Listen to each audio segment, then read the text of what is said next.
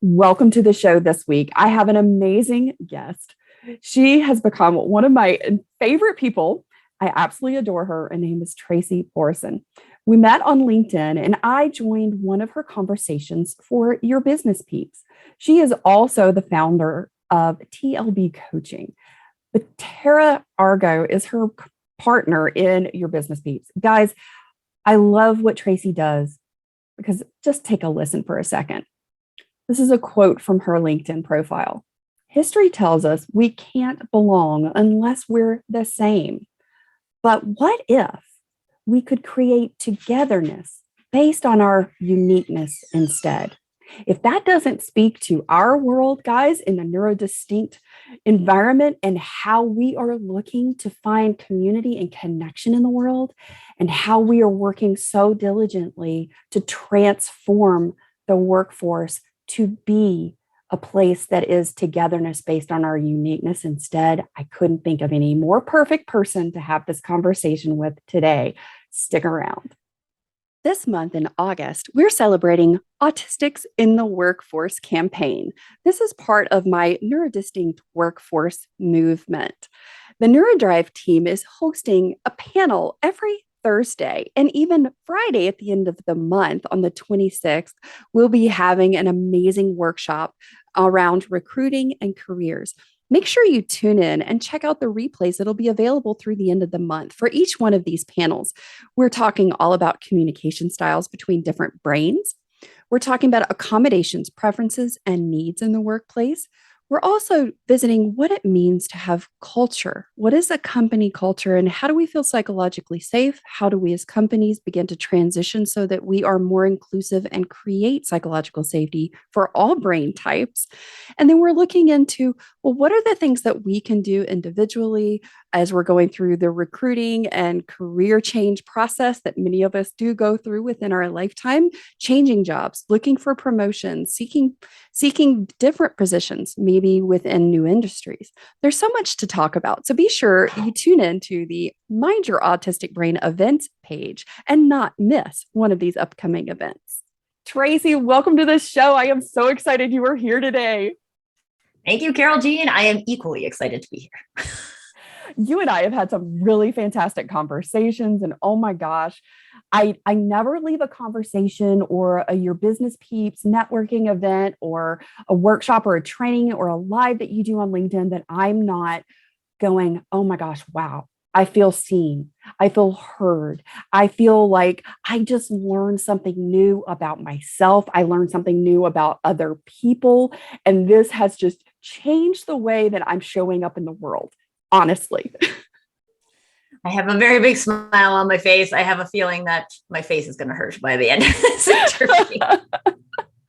This is what we're all about at Your Business Peeps. So my co-founder, Tara Argo, and I, we both equally experienced in our corporate work environments, we're there to do things, right? We've got a job description. We've been contracted to do it, but there's no belonging. There's no feeling seen and heard. People will help with work tasks if they have to, but there's not really that level of belonging and feeling, right? I think there's a lot of feeling that's missing in the work environment. So that's what we endeavor to create at Your Business Peeps is we welcome everybody by name into a session. And sometimes there's a lot of people, so it takes a minute. And we give everybody the opportunity to speak to however they're comfortable, right? Sometimes people just chat because that's what they're comfortable with. Sometimes people have a thing that's going on for them and they spend a lot of time talking about it. This is where human relationships are built, not by someone forcing you to do something I think you should do, but by showing up and being you and having conversations and hanging out, being seen. And I love that. A couple of weeks ago, we had a networking event. It was, late in the evening and gosh, we had a huge full room that night and we had an amazing event happen.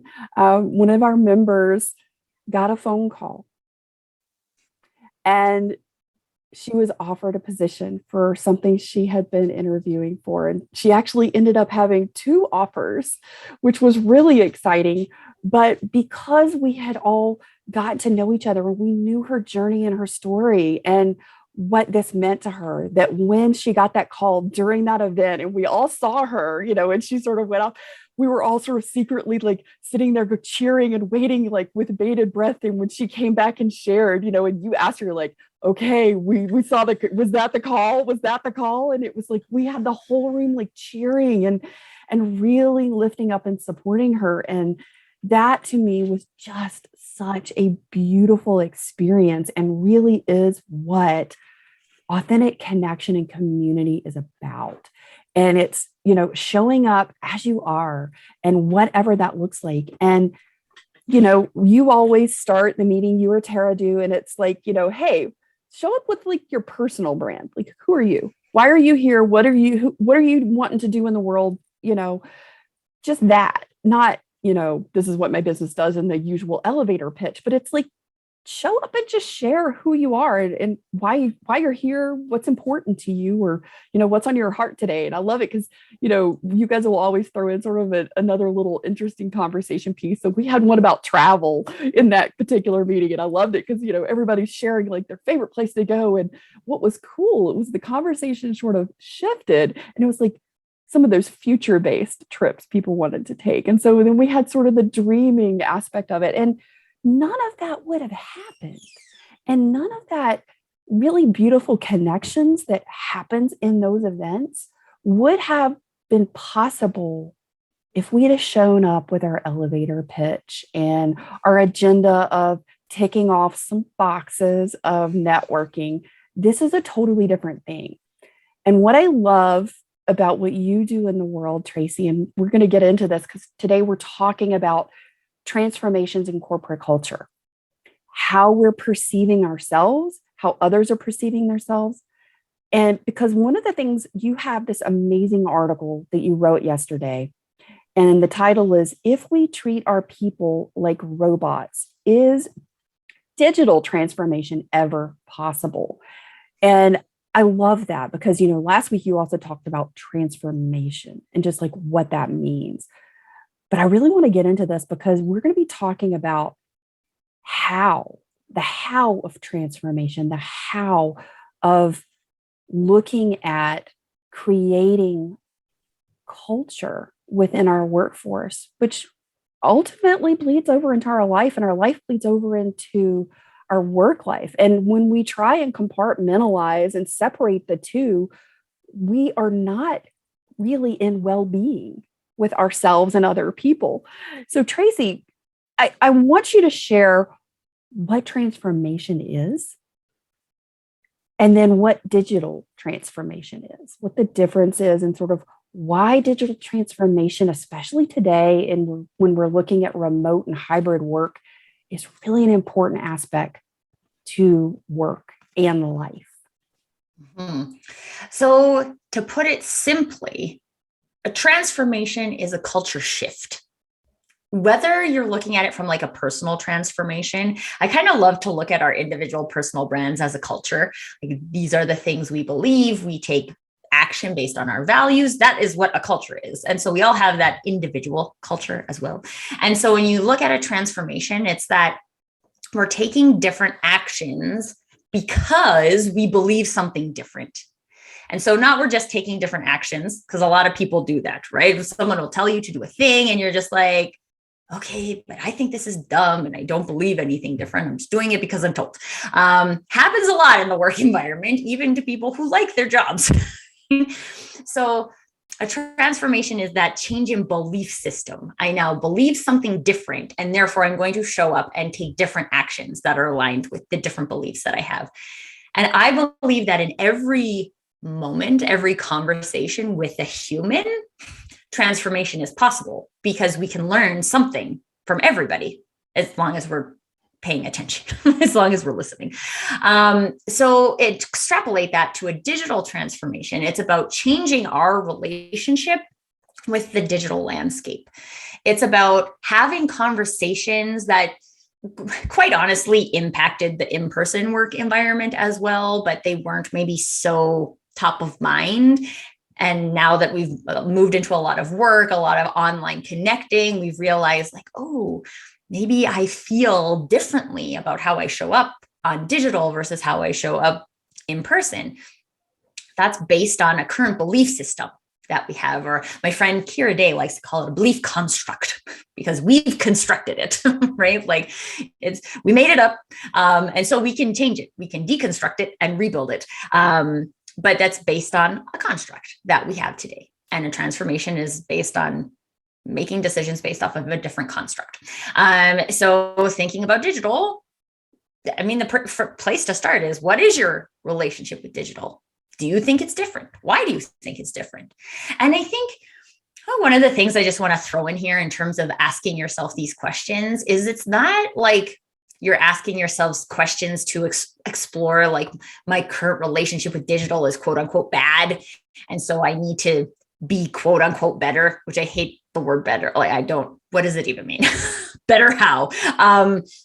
But it's just about exploring. Like, hey, I go to online networking events and I really feel uncomfortable. Okay, what is making me really uncomfortable? Because Carole Jean, you talked about your business peeps networking. I've been to your business peeps networking. I mean, I did create the community, but it always feels comfortable. That's the point of it, is to feel welcoming and comfortable. I've been to a lot of networking events in person and online that do not feel like that. So that's based on an intention. That's based on a belief construct about how it can look to build relationships online. And we challenge people's perspectives a lot in that specific arena.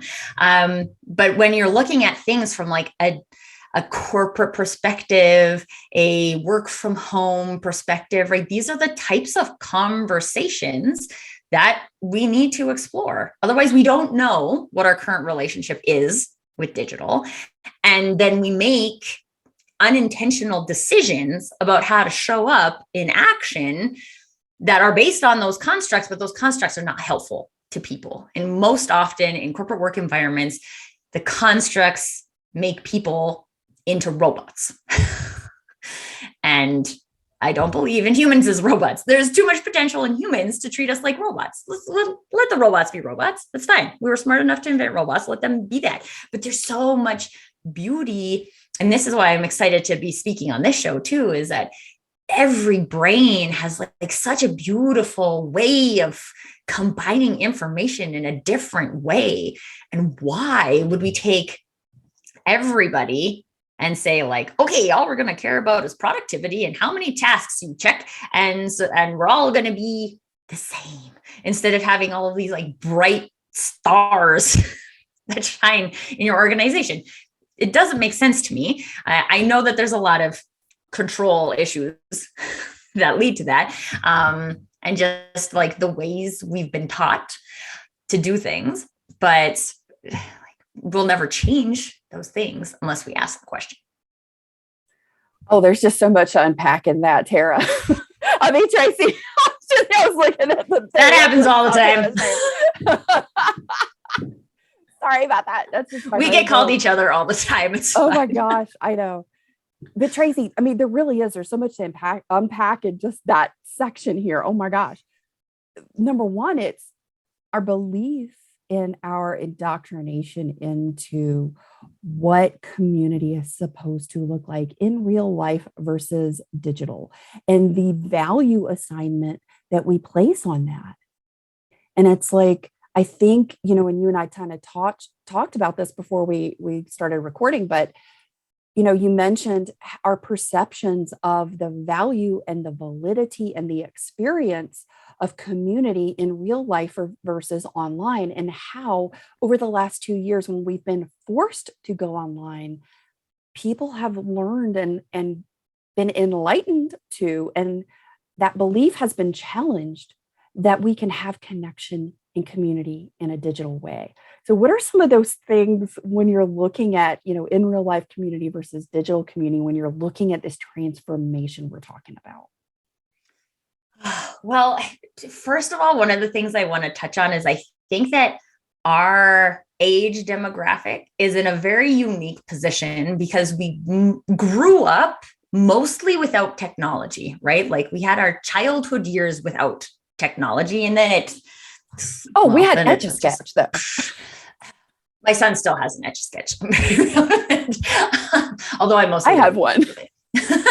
But like we have, and our parents grew up again, like with mostly without technology, right? So if they're in the business environment, then they kind of got on email and computers and things like that. But our kids have a completely different relationship with digital, right? Digital just exists for them. It's part of the world. It's not something which we've created a division of value with.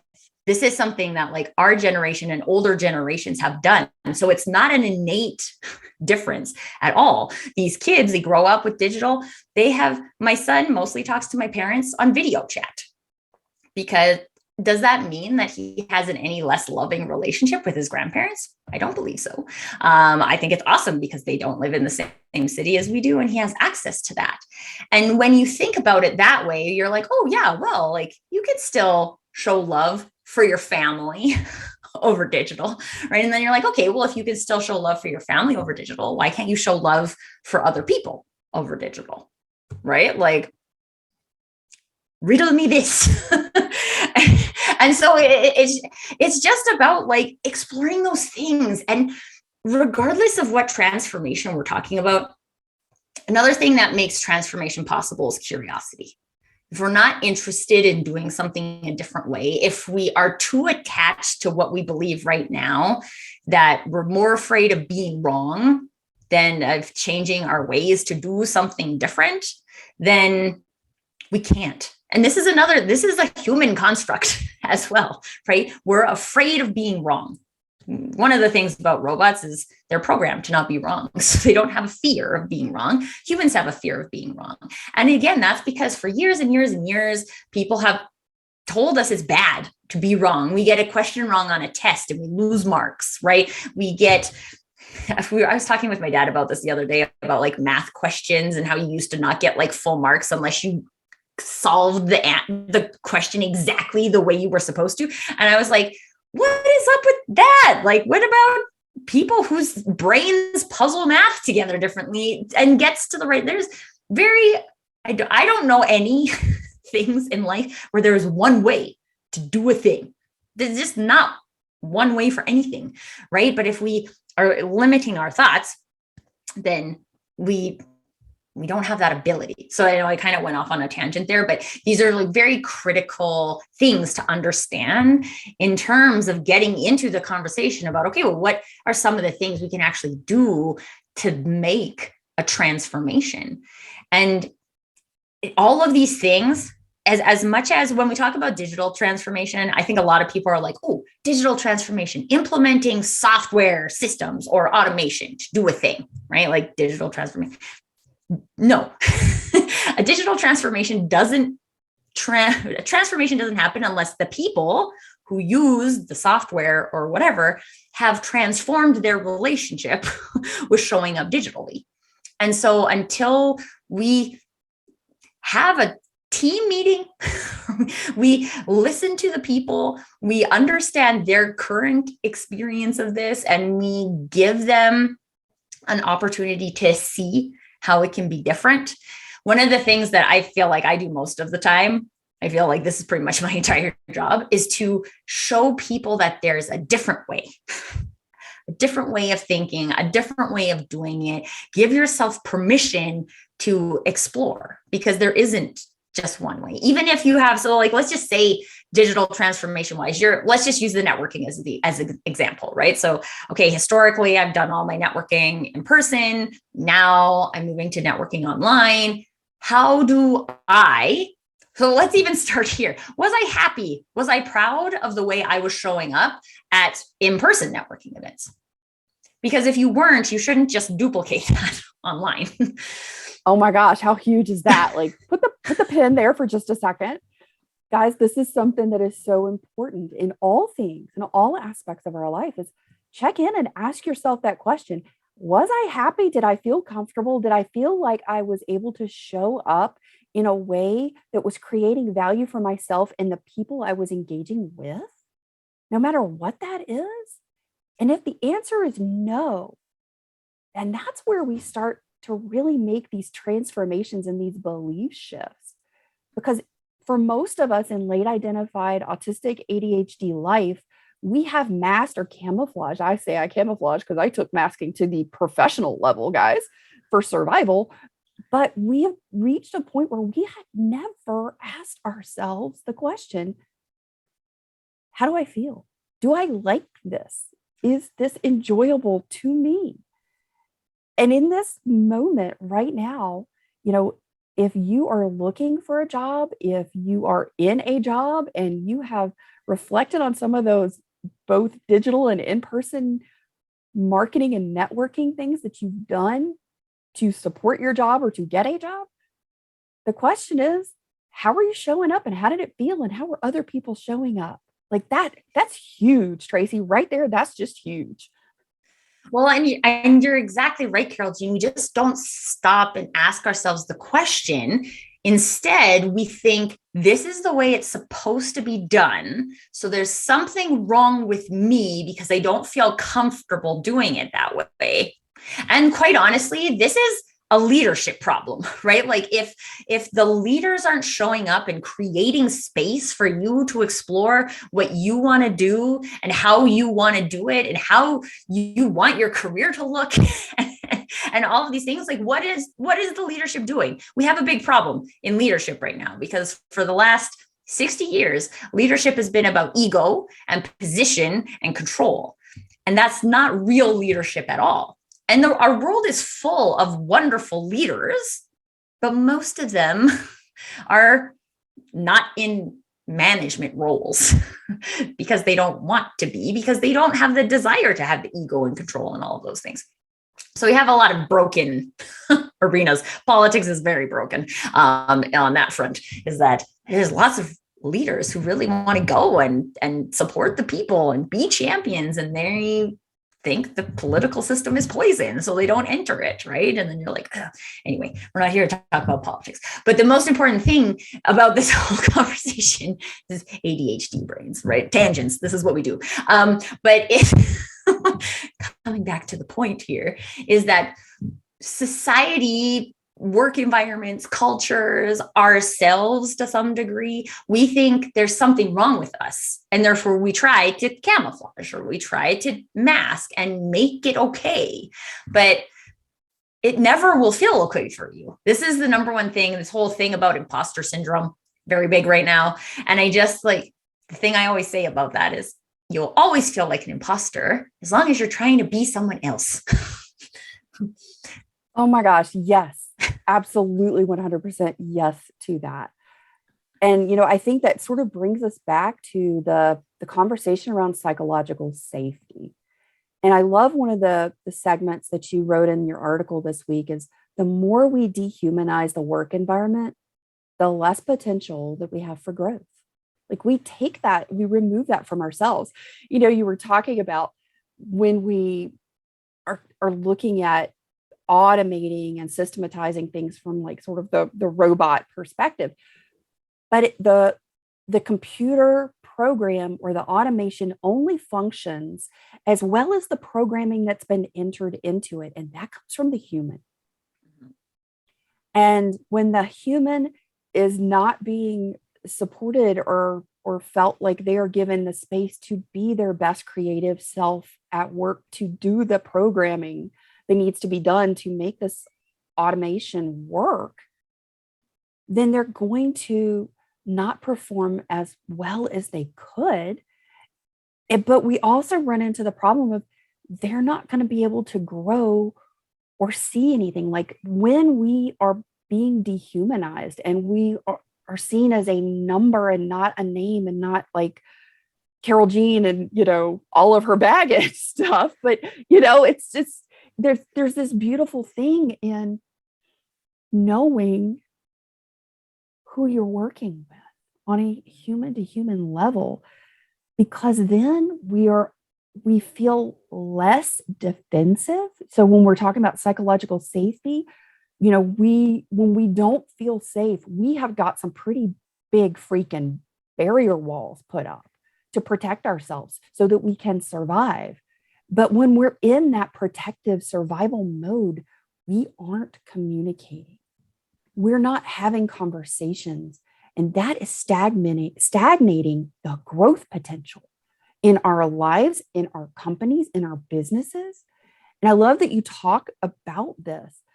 So, Tracy, from your perspective and in the work that you do in the world, where do you see, how do we take maybe a corporate culture that has been operating in that very broken model? Hey, we've all learned these things in business school and in business management classes, and we're talking about corporate structure and all of the parts and components. And it's like this cookie cutter approach to, we need to be able to take this person from this thing and plug them in over here, and they should be able to function here and here.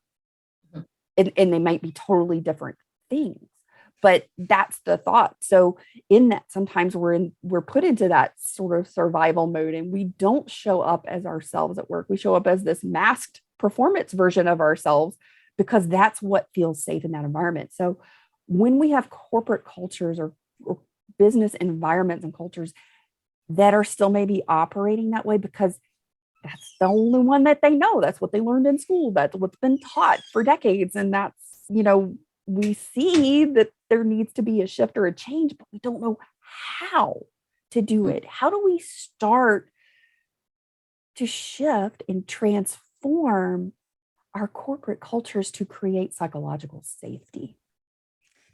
Well, the thing that's really interesting for me is in everything you said, Carole Jean, I just heard cogs in a machine, right? I have a job description. I'm going to plug someone in there, and then when they don't work, I'm going to replace them with another cog in the machine, right? We're treating humans like a cog in a machine.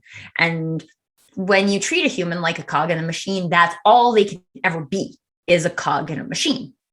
And so we need to look top down on how we run our business and be honest with ourselves. And this is one of the biggest challenges in a corporate workspace, is to be able to be honest with yourself, to say like, wow, I'm totally treating my people like cogs in a machine.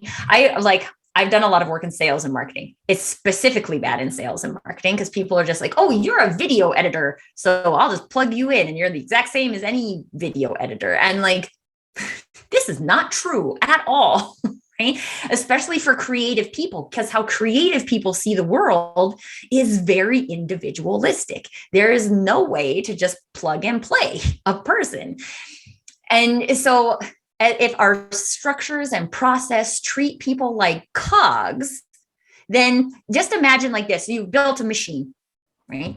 And all the cogs have their place, and they get the oil. Even if they're oil and they're running smoothly, right? Does that machine grow? Does it get bigger? No, it can only function exactly how it's built. Right? So if we want our corporations to only ever function exactly as they were built when they were small businesses, then fine. Right? You want to stay tiny and niche your entire career? That's fine. Most companies don't want to do that. Most companies want to grow. They want to have more impact. They want to help more people. They want to employ more people, right? Like, they want to grow. But as long as you treat people like cogs, you are the one that is actually hampering the growth. And the cogs that want to grow aren't going to grow and break your machine. They're going to go away and go grow somewhere else, right? So we just have to be really honest with ourselves to say like, well, shoot, this is what we did. We did it unknowingly, because mostly we've done it unknowingly, right? Like, it seems simple to build it this way, and we'll structure that like this, and then it just doesn't work. It doesn't work. And if we want this to work, we want this to grow, we actually, on a values level, do care about our employees. And now we're realizing that we have all these processes, structure in place that actually hinders our employees from being productive, from being fulfilled, from being a contribution, from being creative, from being innovative. And you'll get entire companies that are like, our number one value is innovation, except you can't come to the meeting where we generate ideas. Well, is that really innovation then? Or is that like some really controlled version? And if you have a really controlled version, why do you have a really controlled version? And until we start to like be able to ask these questions in a way that isn't attacking ourselves, then we'll stay stuck in old ways. And one of the other things, so that's from kind of the corporate perspective. But one of the one I want to share from like the employee perspective as well, coming from a place where I was constantly the cog in the machine that was trying to break the machine because I was trying to grow. It's very hard. It's hard to be that cog in the machine. This is why people leave, right? And even me, like when I think about me and who I am and what I want to be, even before I had clarity on really what that was, I knew I wasn't a cog in a machine. I had no interest in ever being a cog in the machine. My brain is there's like too much brilliance to just go to work and do the same thing every day. And personal branding, so this is what I do, personal branding is about you finding that belief in yourself to know that, hey, my company might be sending me to this networking event and they expect me to come back with 10 business cards. I'll share this example with you guys because this is something that happened to me. It was in New York. Like this was before COVID, but at a networking event, my boss, there was like, I don't know, 6 of us there or something from the company. And she was like, okay, you can't come home, can't come back to Canada unless you get 10 business cards. And I was like, okay, that's fine. So what did I do? I just walked around and I was like, hey, my boss said I can't come home unless I get 10 business cards. Can I have yours? And I got 10 business cards in like 10 minutes because I didn't care about the reason she wanted us to get business cards, which was to build. And the whole point of that was to actually say, the point of us attending this networking events is to build relationships with people that will potentially turn into business.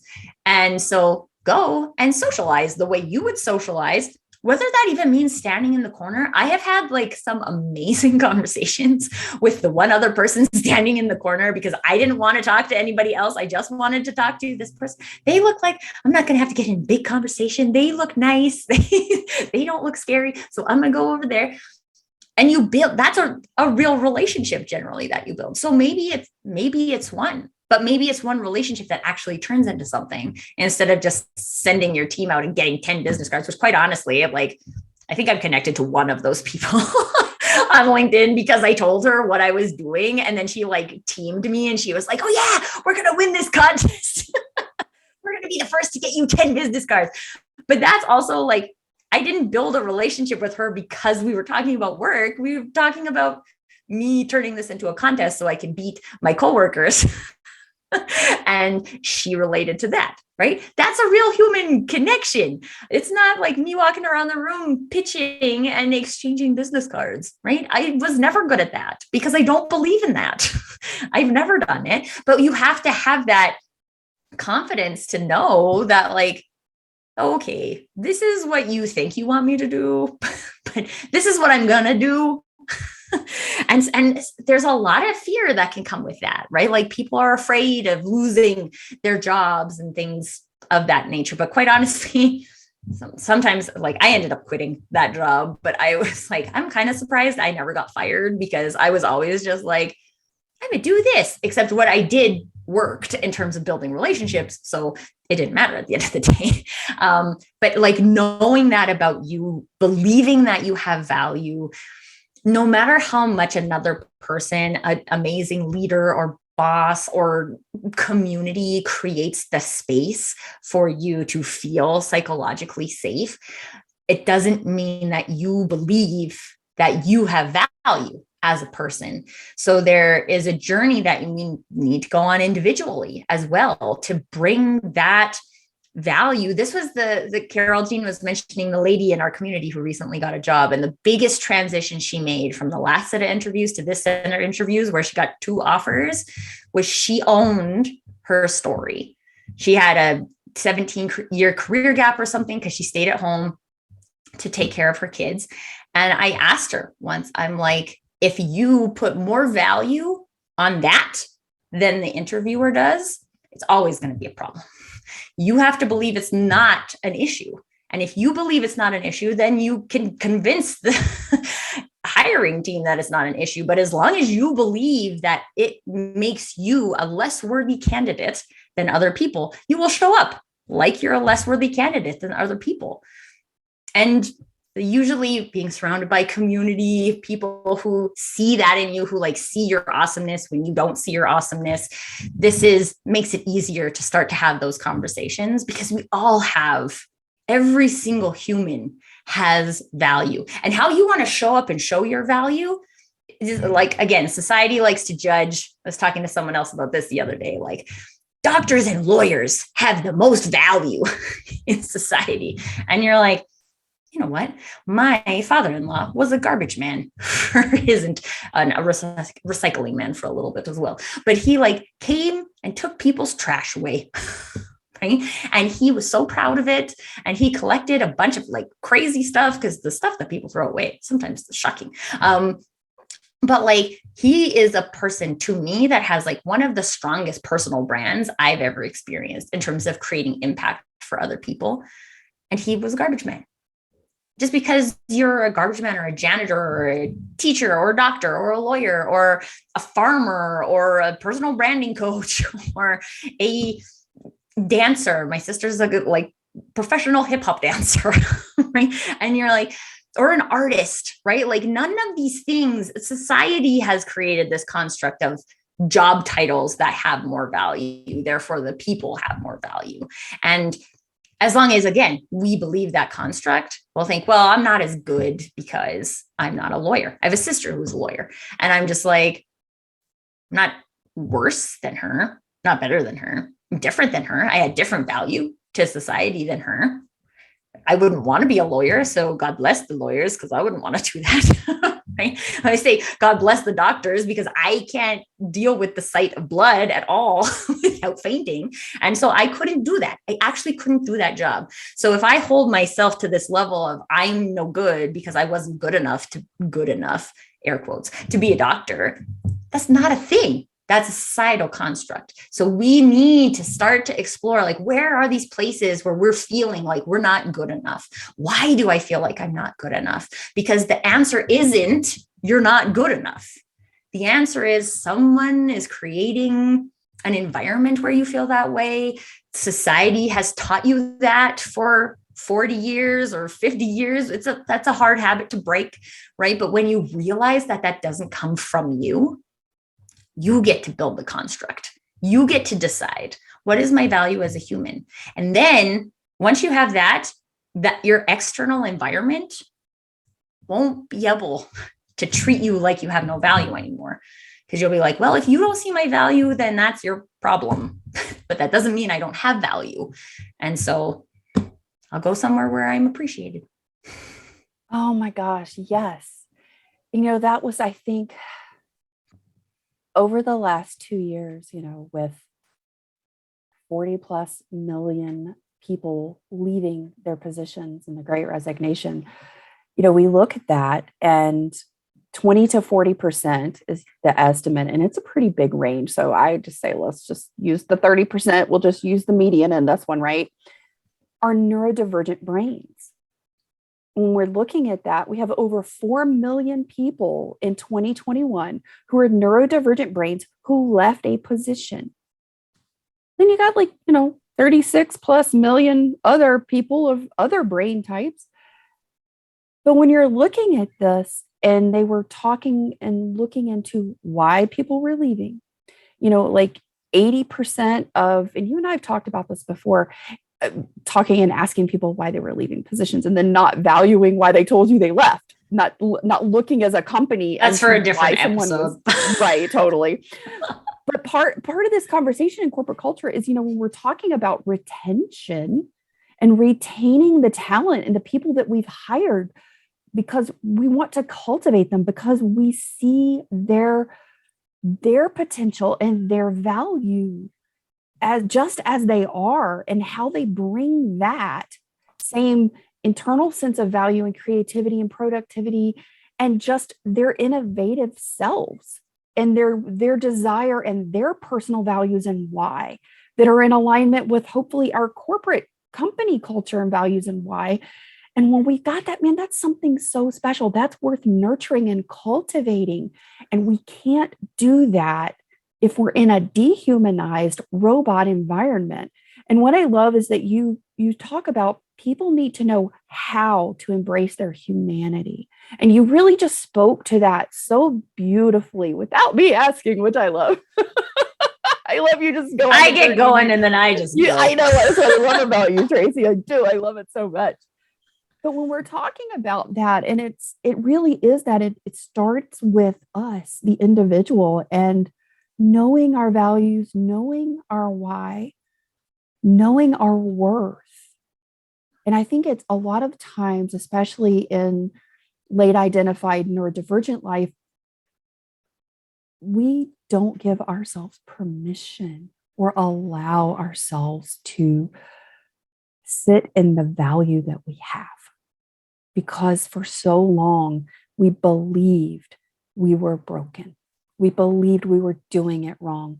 We didn't understand why we were different, and people noticed that we were different. And we worked very hard to no longer stick out or be different. And really and truly, we sort of roboted ourselves out of our humanity to survive. And, you go through sort of this death of your ego and your identity when you learn in later life that, oh gosh, your brain's just different. You've got an amazing brain. It just functions differently than sort of the neuromajority. And really, if we're talking about stuff and we're talking about all the different brains under the neurodivergent umbrella, and we're looking sometimes between, 30 to 50% in a population, any given population, being a neurodivergent brain, be that dyslexic or, ADHD or dyspraxic or bipolar or any of those things, there's a whole lot of us. There isn't really a minority. We are an equal partner in this. I mean, we're almost a 50-50. And when we are not really creating space where we're saying, people aren't broken, so fixing them isn't a relevant conversation. That's something that you said in your article that I was like, oh, yes, yes, yes. Because none of us, no matter our neurotype, we are not broken. There is no fixing. It's not a relevant conversation. And I just want you guys to digest that for a minute.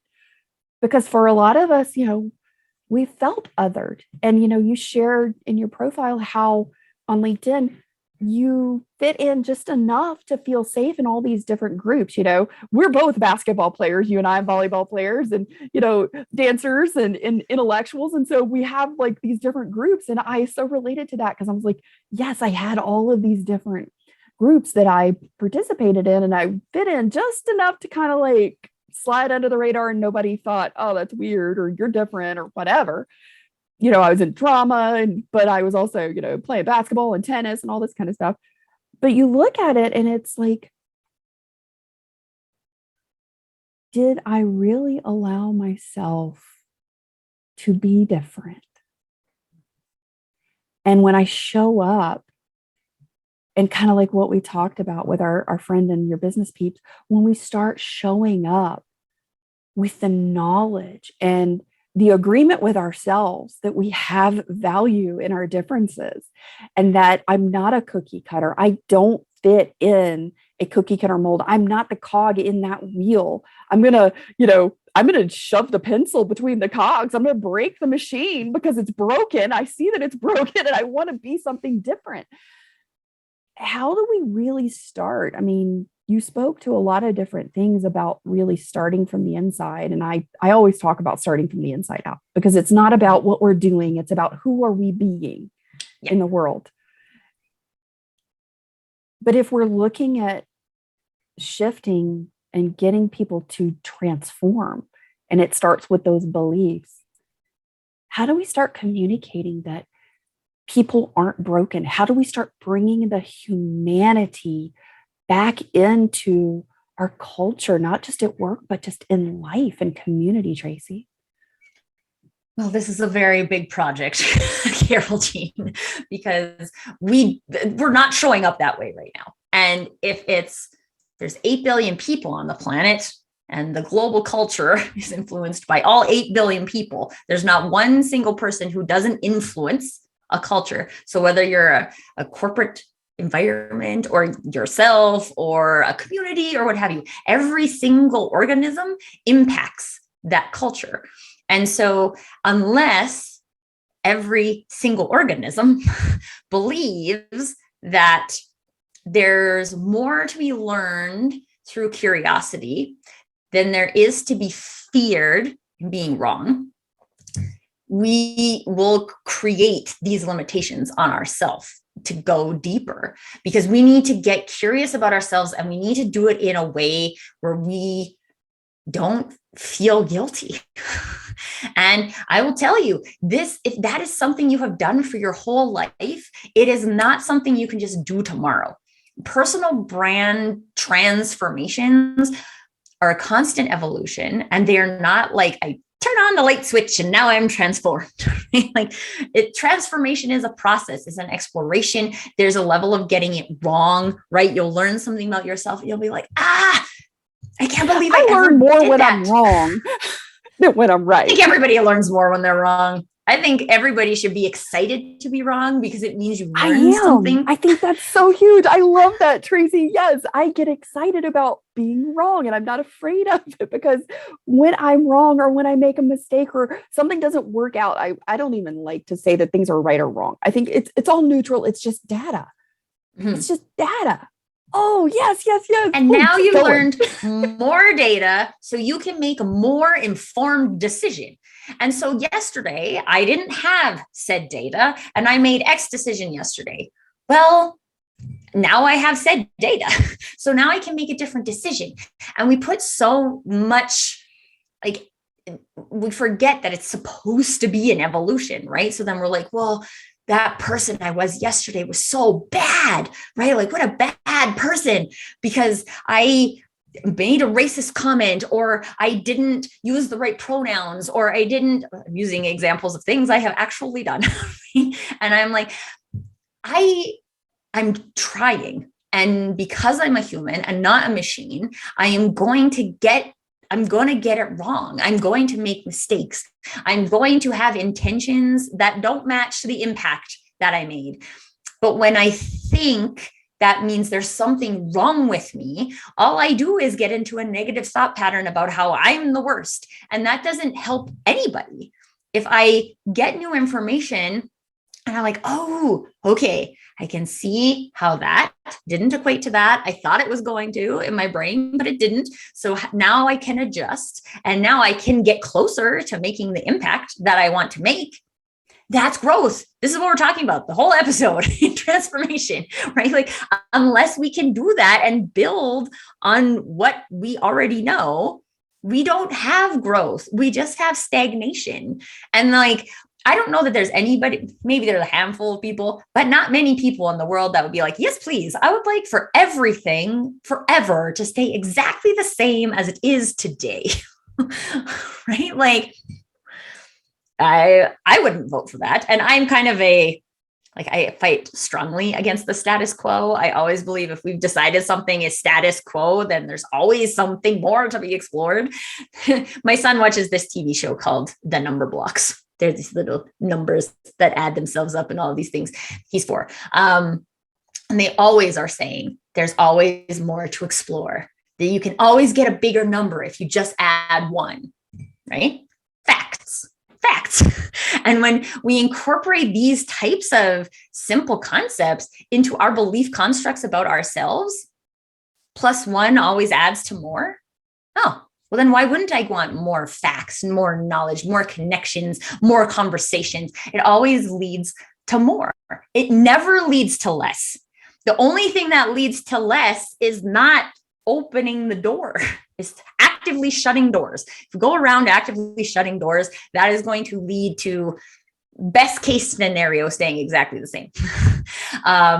but it will not lead to growth. So whether you're looking for personal growth, professional growth, corporate growth, what have you, that growth potential lives in humans being able to evolve and learn and grow.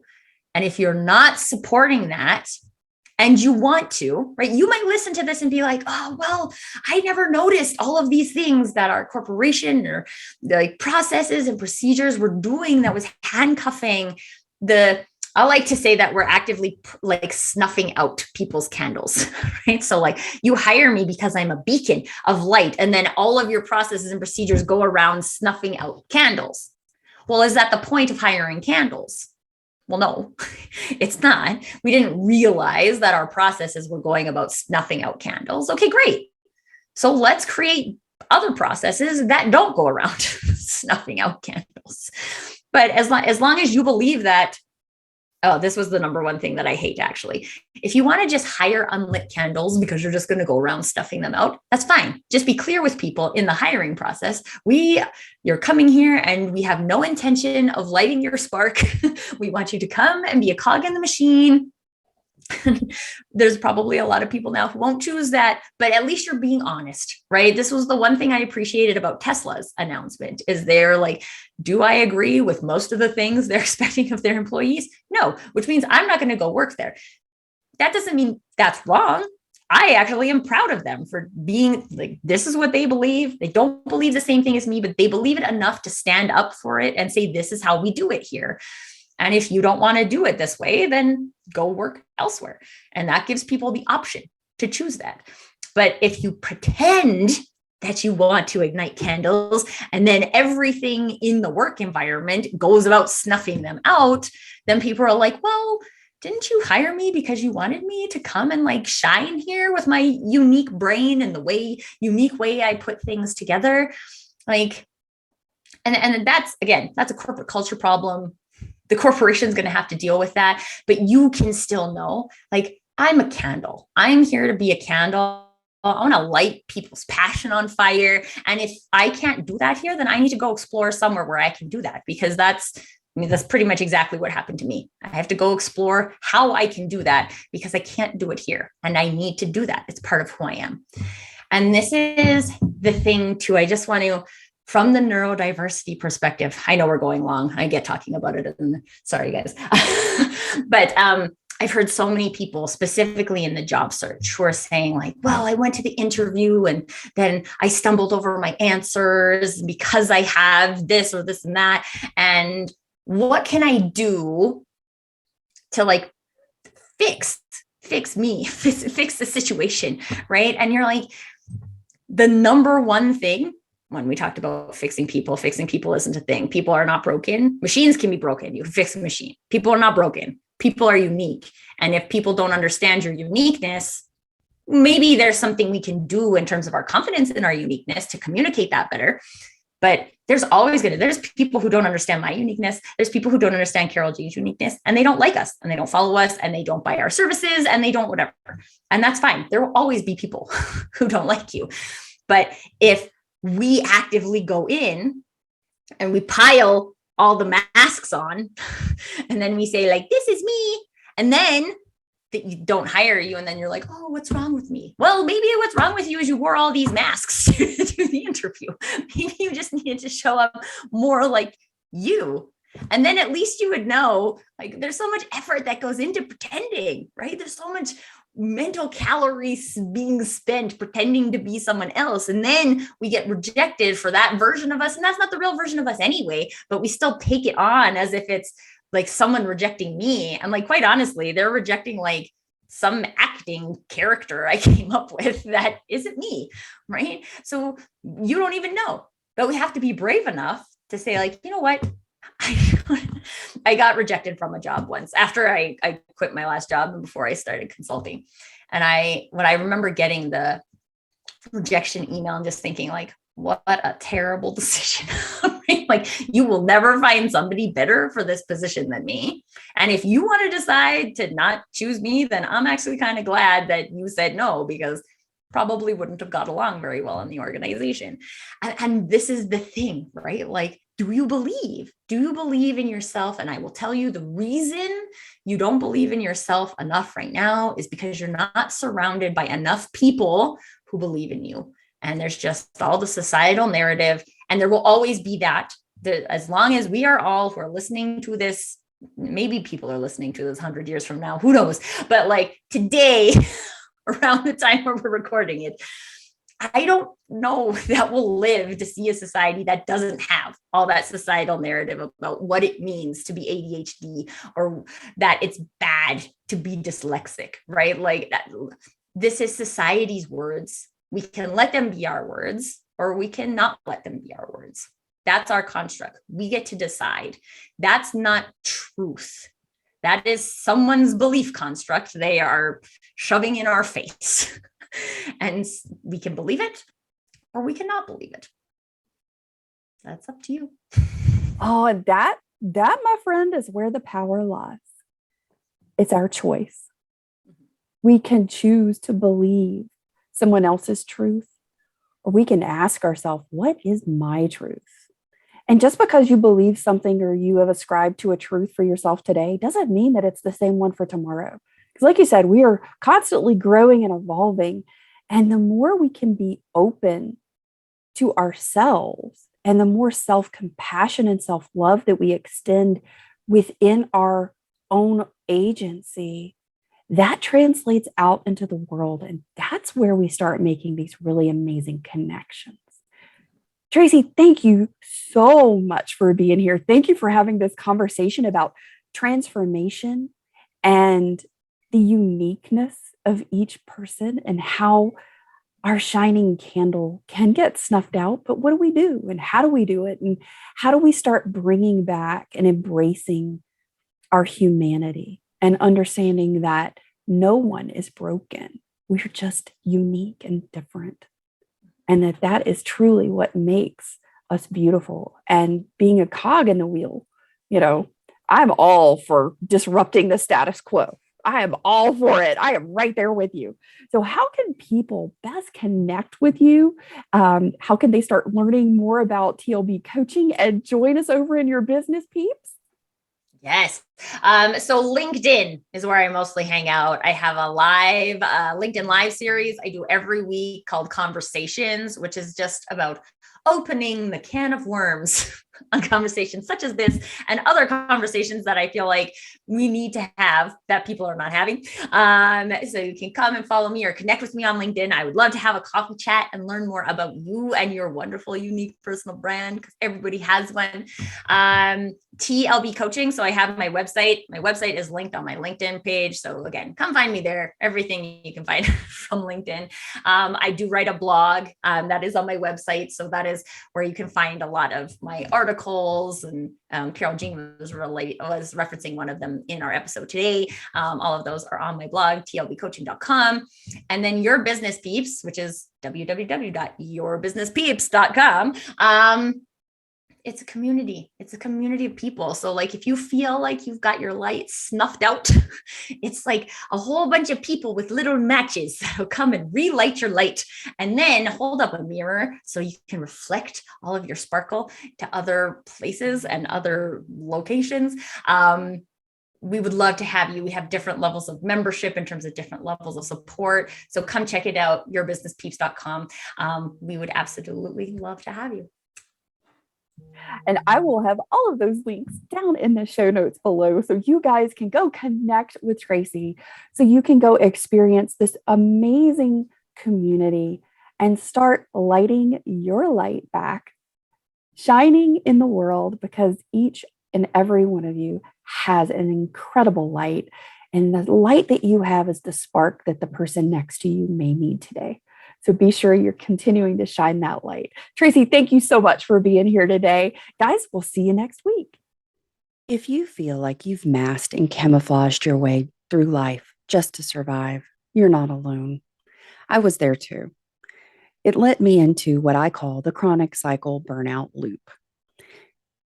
What we fail to ask ourselves most often, especially what we start to recognize in late identified life, is that we thought we had our values. We thought we knew what they were, or what our core values were. and we identify them. We know what they are for the most part. However, our internal world, that which happens inside of us, our hearts and our minds and our bodies, isn't in alignment with our exterior world. The world around us is a scary place sometimes, especially when we aren't sure why it's so difficult, or maybe why we don't get things, or why everybody else seems to be saying, hey, why don't you get that? Everybody gets that. It makes sense. Like, why do we have to explain that? And why do you ask why all the time? There's so many elements to burnout, especially when you've been in it for a long time. You've been on that chronic cycle loop. Getting out of it can feel really hard and almost impossible. If that's where you are today and you'd like some help with that, hop on over to resources.mindyourautisticbrain.com and look at the one-to-one coaching application for my Unveiling Method, Burnout to Thriving Foundations 4-part coaching series.